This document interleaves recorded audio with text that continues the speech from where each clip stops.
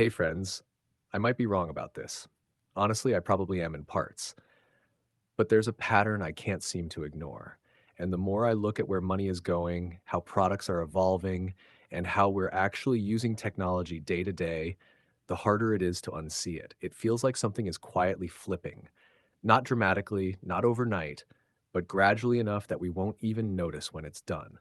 The way we've understood digital and analog might not stay where they are. Because if you think about it, digital was always about precision, discrete steps, inputs and outputs, clear actions leading to measurable results. And computers were the purest form of that: files, folders, commands, exactness. But today, the most precise, transactional, measurable device in your life isn't your computer anymore. It's your phone. And that shift didn't happen because of design philosophy. It happened because of money. There's an almost uncomfortable amount of financial gravity sitting behind mobile ecosystems right now. Payments, advertising, subscriptions, identity verification, everything converges there. In India alone, systems like UPI have turned phones into constant transaction machines, billions of small, precise financial actions happening silently in the background. And companies love that because precision scales. Every tap is data, every transaction is monetizable. Every interaction is optimizable. When you reduce behavior into measurable units, you can refine it, predict it, and eventually guide it. So mobile becomes sharper, more intentional, more outcome driven, more digital in the purest sense. But then on the other side, something quieter is happening with computers. They're not disappearing.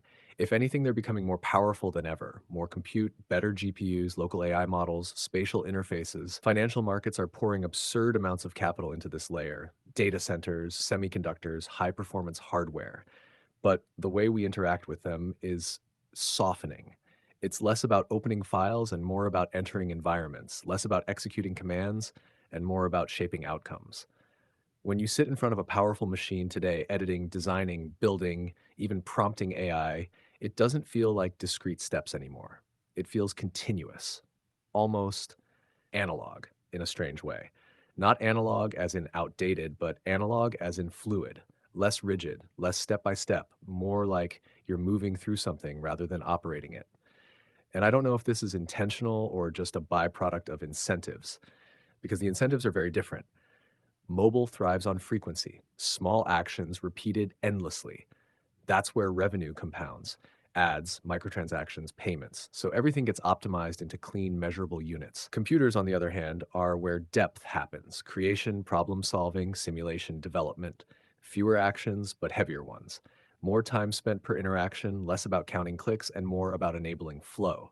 So maybe, just maybe, what we're seeing isn't one replacing the other, but both drifting into roles that almost invert what we used to associate with them. Phones becoming the most digital thing we own: precise, transactional, optimized. Computers becoming something closer to analog, immersive, continuous, harder to break into neat little units. And AI seems to be accelerating both sides in different ways.